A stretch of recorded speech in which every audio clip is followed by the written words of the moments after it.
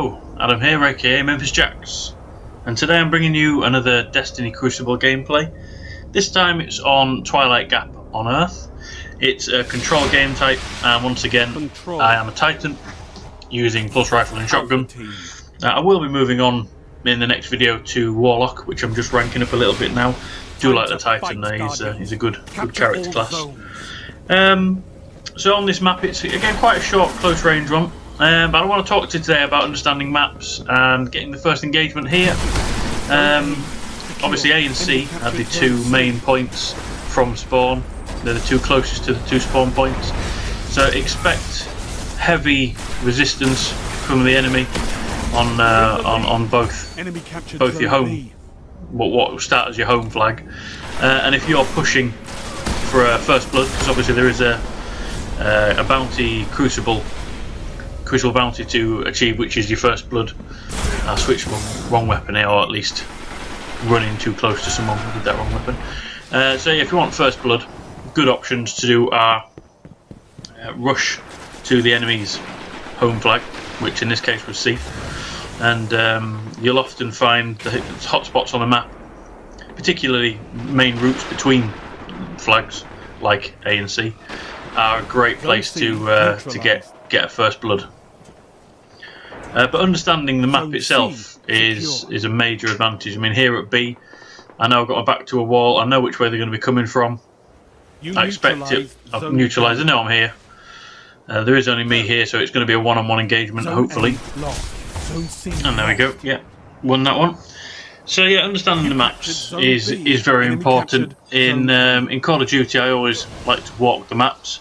Sort of have a play around on them, just find good lines of sight, but you only really get to know the maps truly when you're playing online, and you sort of can predict player habits, where players will be, which routes they'll take.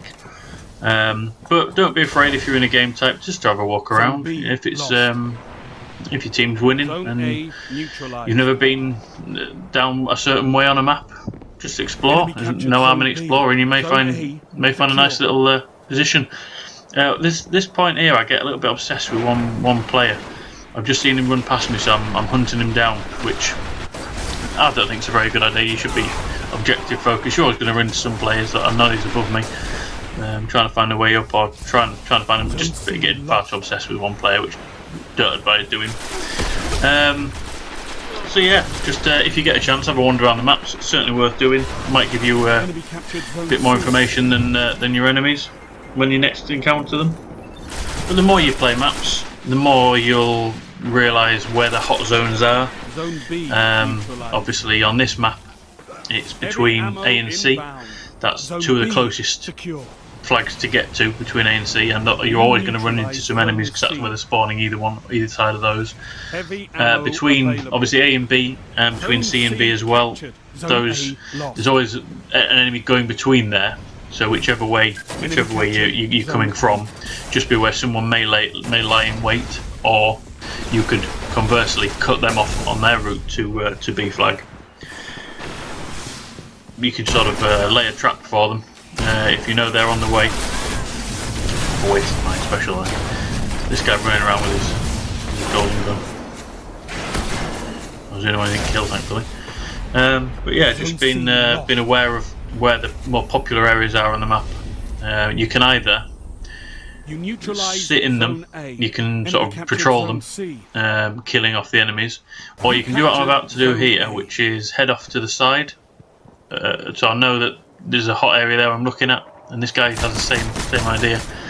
But you can get good lines of sight on hot areas if you know the maps quite well, which comes in very handy. But that's only gained by playing the maps, understanding where the hot zones are, and of course finding choke points where if it's a hot zone that converges enemies to one little area, then it's a good area to get a few kills from. I do love using this heavy machine gun, just melt people completely. But then, I mean, that's obviously they're going to be on the flag, but I would sort of class a flag as a choke point because you've got to be in a specific radius to capture the flag. So again, if if you've got line of sight on a flag that the enemy's taking, more than likely to get 1 or 2 kills. Now that bit there, I just jumped over someone, getting obsessed with one enemy. I could have got a couple of kills there. There was another enemy underneath me, which if I'd have not been so obsessed with what I could see on screen rather than looking at the radar, I could have left him to run on, turned around and got an easy kill and then chased him, but I didn't. But yeah, in terms of understanding maps, stick around at the end of this map, at the end of this gameplay, sorry. I do have a little picture of this map, and a little bit crudely done in the sort of hot zones of this map, and sort of understanding individual maps and where this map is the important areas of this map. Basically, it's a bit crude, as I say, but stick around if you want to have a look at that. Another bit there I just wanted to touch on is I could see there was more than one enemy taking that flag. I knew that there were some teammates around, so I just waited and hung on a little bit longer to get some support from my teammates. Don't be afraid to just sit, get some shots off, back up, wait till your reinforcements come. It can often be the difference between just giving away a life helplessly and actually capturing a flag as well. At the end of the day, if you've got numbers on your side, you're most likely to win the engagement. Numbers beats sheer force, beats skill often enough. But also there's something that I don't think is talked enough about when it comes to sort of first-person shooters. And this is a ridiculous idea. I know there's people there. I know they've just picked up the heavy ammo. Why I chase them, I don't know. I was just sat off that flag while I had 2 or 3 or 3 or 4 teammates capturing that position. Do the unexpected.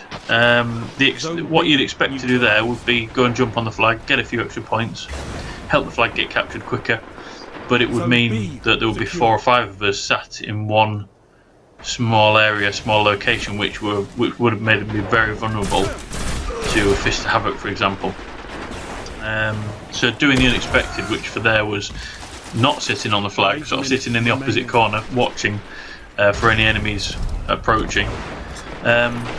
If you're doing the unexpected, there's a good chance the opposition won't be looking at where you are. You know, their focus there would have been straight on the flag, on the goal. So they wouldn't necessarily have expected me to be in the opposite corner, which I would have survived any Fist of Havoc if they'd laid waste to everyone on the point. But also, I would have got some kills out of it as well. So don't always do the objectives. Try and do some unexpected. Take some unexpected routes. Just do something different. It's a good tactic to get catch people off guard. Catch people off guard, really. But I'll say at the end of this video, hang around. There is a crudely edited map diagram of this map, which shows hot zones, I suppose you could say, and it's labelled. Always good. This wasn't the best gameplay for myself. I just thought it was a good example of what I wanted to talk about, understanding the map, because obviously various levels. I went 17 and 5 with a kill death ratio 3.4. I had 8 assists, which is quite a lot actually. That's one thing on first-person shooters, you've got to be aware of your assists. They could be kills, but I wasn't good enough. I was annoyed that I didn't get anything. Look at all these. Top 3 of us didn't get anything. That's what we were random. Really annoyed me. I was like, what?